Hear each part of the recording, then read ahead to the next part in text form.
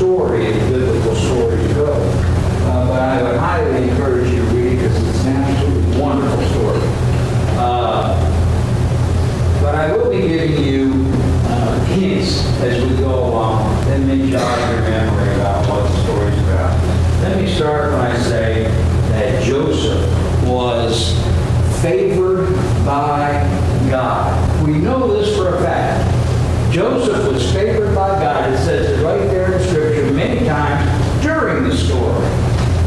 Joseph was favored by God. But to me, the really big question is not, was Joseph favored by God? We know that.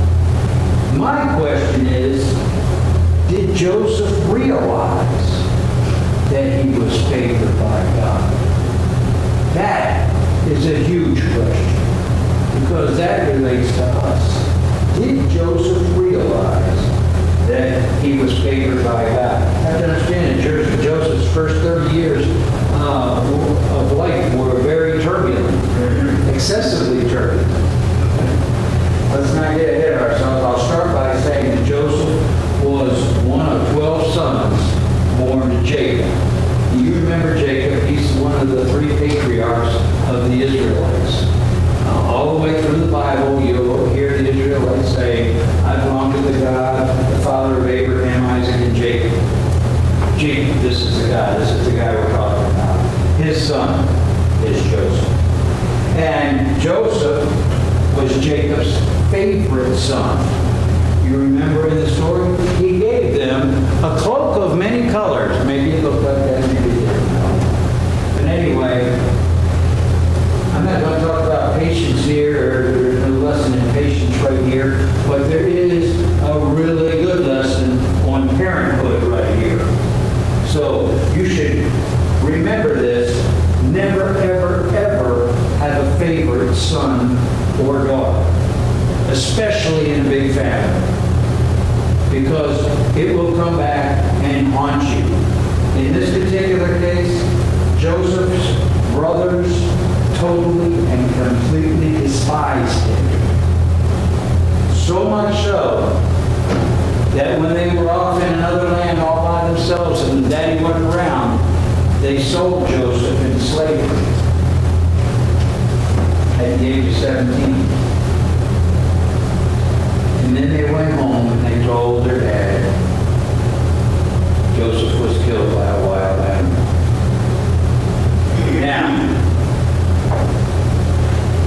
I want you to just take a look at this picture, because I think this picture is probably a pretty authentic picture. On the ground, you'll see David's cloak of many colors. That's what the brothers used to rub blood all over, to take home to daddy, to prove to him that Joseph had died at the hands of a wild animal. But then it leaves him pretty much naked. No shoes, no shirt, no nothing. And I think that's important to remember. I think it's important to notice. I think it's important that this was probably the way it was. And the reason that this is important is because he's about to set out on a 300-mile journey from where he was sold to where he was sold again in Egypt. 300 miles across the Egyptian desert, across the Egyptian highlands, nearly naked. Okay, so he's 17 years old. He's probably in the prime of his life physically, but I don't think that mattered a whole lot with the journey that he had ahead of him. Weeks upon weeks of traveling through the desert.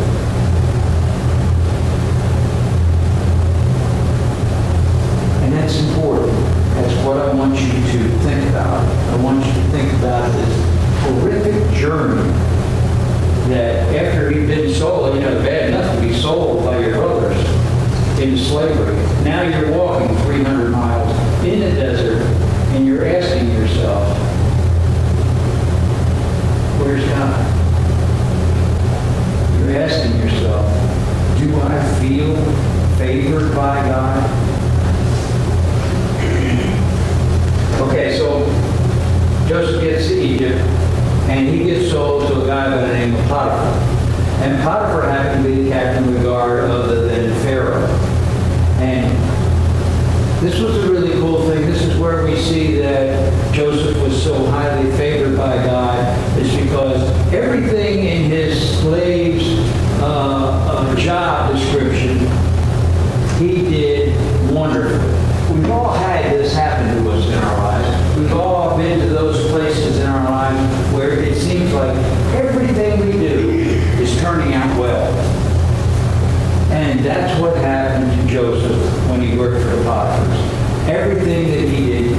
well. So much so that Potiphar himself went to Joseph one day and says, your God must be quite pleased with you because everything you touch turns out well.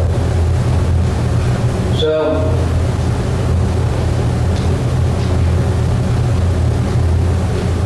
we understand that Joseph was a young, fairly good-looking young man.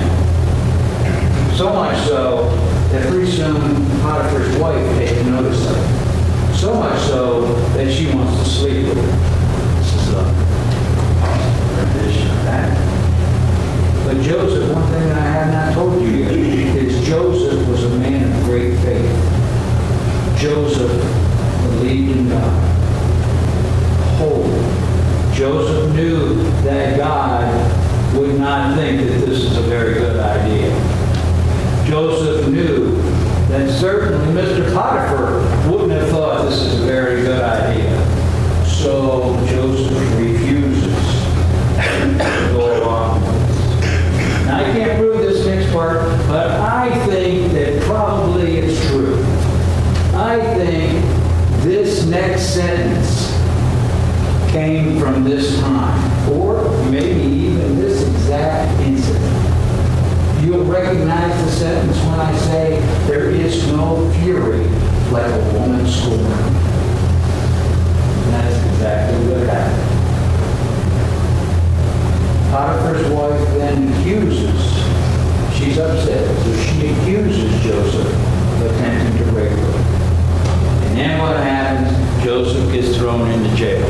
Now, please understand that's the only clip art that I wanted to use in that particular case, but the Egyptian jails in Pharaoh's time were not that nice and neat and pretty and pressure washing, looking good. But use your imagination. Joseph is now in jail. Now, understand the trip that Joseph has been on. He's sold by his brothers into slavery. He has this 300-mile walk.